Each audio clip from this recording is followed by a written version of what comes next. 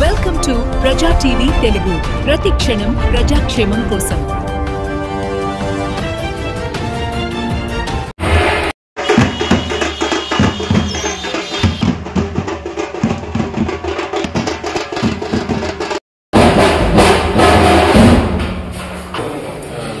Lighting ఉందా?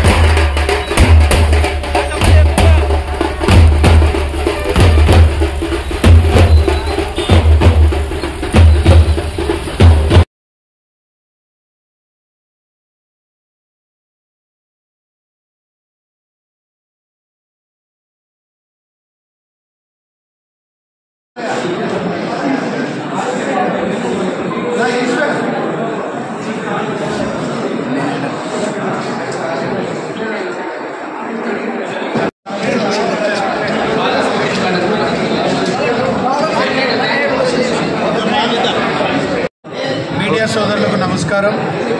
ఈరోజు సేవ పక్వాడ్ అనే పేరుతో నరేంద్ర మోదీ గారి జన్మదినం సెప్టెంబర్ 17వ తారీఖున నుంచి మొదలుకొని గాంధీజీ గారి జయంతి అక్టోబర్ 2వ తారీఖు వరకు సేవా కార్యక్రమాలు చేయాలని చెప్పేది భారతీయ జనతా పార్టీ జాతీయ పార్టీ విధానం నిర్ణయం. ఇది ఆ నిర్ణయంలో భాగంగా నంద్యాల జిల్లా వ్యాప్తంగా ప్రతి అసెంబ్లీ కేంద్రంలో కూడా బ్లడ్ క్యాంపులు, మెగా బ్లడ్ క్యాంపులు ఏర్పాటు చేసి రక్తదాన శిబిరాలు ఏర్పాటు చేయడం జరుగుతుంది.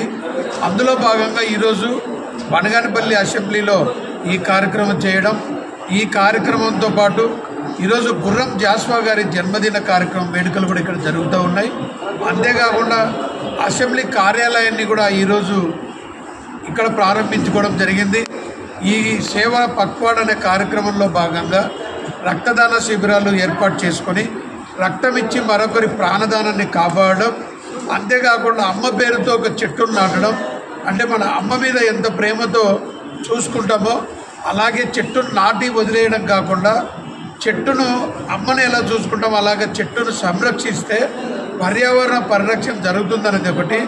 మూడోది స్వచ్ఛతా కార్యక్రమం అని చెప్పేసి బహిరంగ ప్రదేశాలు కానీ, దేవాలయాలు కానీ, ప్రార్థనాలయాలు కానీ, పాఠశాలలు కానీ, బస్టాండ్లు కానీ, ప్రభుత్వ కార్యాలయాలు కానీ, ప్రభుత్వ ఆసుపత్రులు కానీ శుభ్రత చేసి స్వచ్ఛతా కార్యక్రమం చేయాలనేది కూడా పార్టీ నిర్ణయం. ఎందుకంటే సమాజం ఎప్పుడైతే పరిశుభ్రంగా ఉంటుందో సమాజంలో జీవించే వాళ్ళందరూ కూడా సంపూర్ణ ఆరోగ్యంతో ఉంటారనేది పార్టీ భావన. అందులో భాగంగా నరేంద్ర మోదీ గారు మరి ఒక దేశ ప్రధానిగా ఉంటూ వారు జన్మదినం వచ్చిందంటే పారిశుద్ధ్య కార్మికులను అందరినీ వారి ఇంటికి ఆహ్వానించి వారిని కూర్చోబెట్టి వాళ్ళ కాళ్ళు కడిగే కార్యక్రమం వారు చేసి